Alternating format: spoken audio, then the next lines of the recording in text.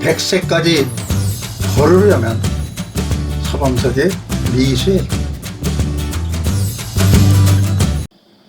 사람은 며칠만 못 걸어도 우울증에 빠지고 건강도 나빠져 폐인이 됩니다. 노년이 되면 결국 걸으면 살고 못 걸으면 죽습니다. 나도 내일이면 90이 되니 하루가 다르게 다리 힘이 약해져 걷는데 어려움을 느끼고 있었습니다.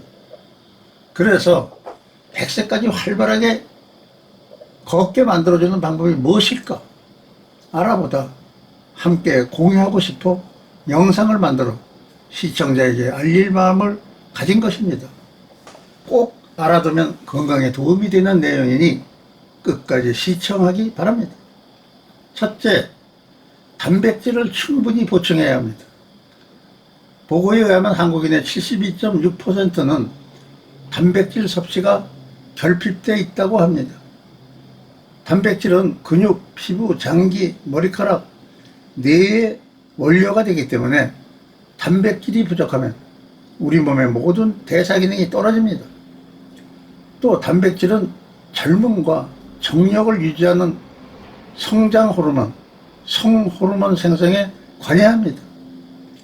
단백질을 섭취하기 좋은 음식 3가지를 소개합니다. 돼지 목살 수육입니다.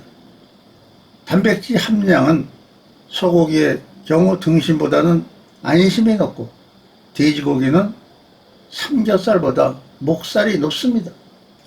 조리 방법은 불에 구워 먹는 것보다 삶아서 기름을 뺀 것이 좋습니다. 따라서 단백질을 가장 잘 섭취할 수 있는 음식 중 하나는 돼지 목살을 삶아서 기름을 쫙 뺀 수육입니다. 노년이 되면 고기를 다 소화시키지 못해 육류를 피하는 경우가 있습니다.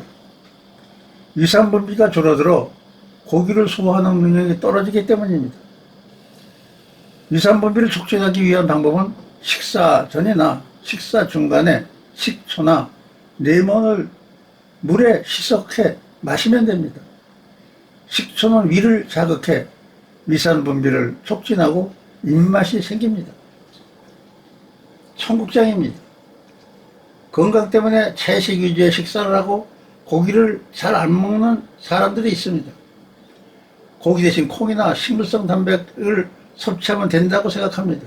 하지만 식물성 단백은 동물성 단백에 비해 흡수율이나 효율성 면에서 떨어집니다. 그래도 식물성 단백으로 단백질을 보충하고 싶다면 콩보다는 청국장이 좋습니다. 콩은 단백질 함량이 높아 100g당 17.8g의 단백질을 함유하지만 흡수율이 떨어집니다. 이때 청국장을 먹으면 바실러스 균에 의해 발효가 되면서 단백질 분해 효소를 생성해 100% 가까이 흡수됩니다. 달걀을 푼 황태 해장국입니다. 황태는 100g당 단백질이 79g이나 되는 단백질의 지존입니다. 게다가 단백질의 조성이 좋아 근육을 키우는 데 도움이 됩니다. 황태 껍질에는 많은 양의 콜라겐이 들어 있습니다. 콜라겐은 우리 피부의 70%, 관절 연골의 53%를 차지하는 성분으로 근육의 탄력을 높여주고 동안의 비결이 됩니다. 음식물로 효과를 보지 못할 경우 단백질 보충제 약을 복용해야 합니다. 호주는 홈닥터의 처방이 필요하며 약방에서 구입할 수 있습니다. 복용한 분들의 얘기를 들으면 바로 효과가 나타난다고 합니다. 둘째, 매일 같은 시간에 걸어야 합니다. 운동은 꾸준함이 생명입니다. 일시적으로 몇 번 하는 것으로 몸에 이득이 안 됩니다. 또 하나 강조하지만 매일 일정한 시간에 일정한 양의 운동을 규칙적으로 해야 운동이 자기 것으로 받아들여 건강에 좋아지는 쪽으로 움직입니다. 아침에 걷든 저녁에 걷든 상관없습니다. 일정한 시간이 중요합니다. 빨리 걸을 필요도 없습니다. 산책 가듯 30분 정도 걷는 것으로 충분합니다. 무릎이 아파 얼마 못 걸면 몇 번으로 나눠 걸어도 상관없습니다. 만약 10분 이상 걸으면 무릎이 아파 쉬어야 한다면 하루에 10분 걷는 것을 3번에서 30분을 채우면 됩니다. 매일 스쿼트를 하십시오. 나이가 들면 근육량이 수명과 직결됩니다. 일반적으로 40대가 넘어서면 매년 1%씩 근육이 감소한다고 하니 100세가 되면 근육의 40%밖에 남지 않습니다.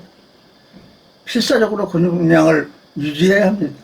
특히 엉덩이와 허벅지 근육에 집중할 필요가 있습니다.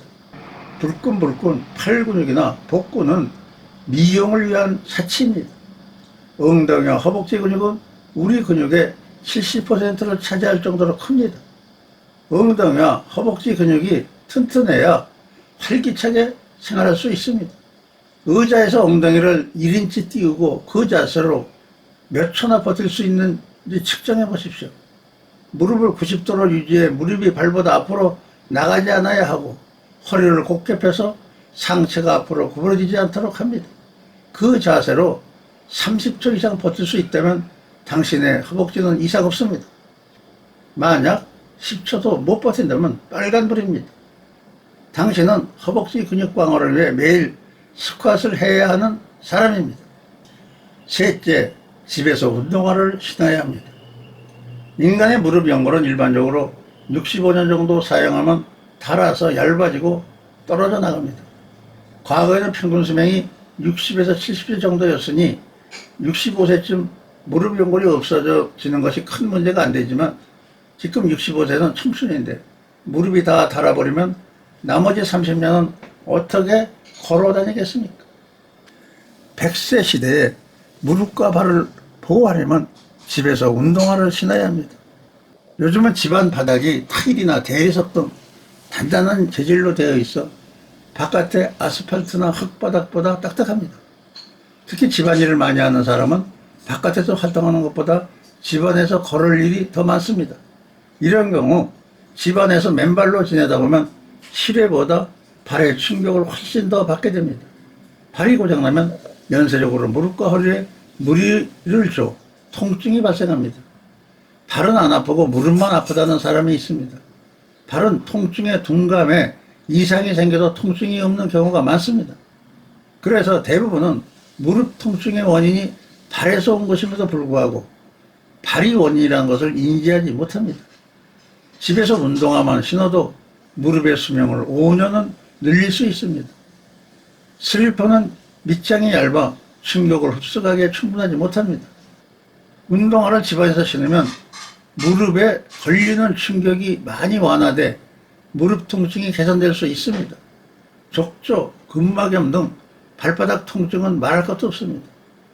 영상을 보는 것으로 끝내지 마시고 지금 바로 실천할 준비를 하고 준비가 끝나면 실천에 옮기시기 바랍니다. 화이팅! 감사합니다.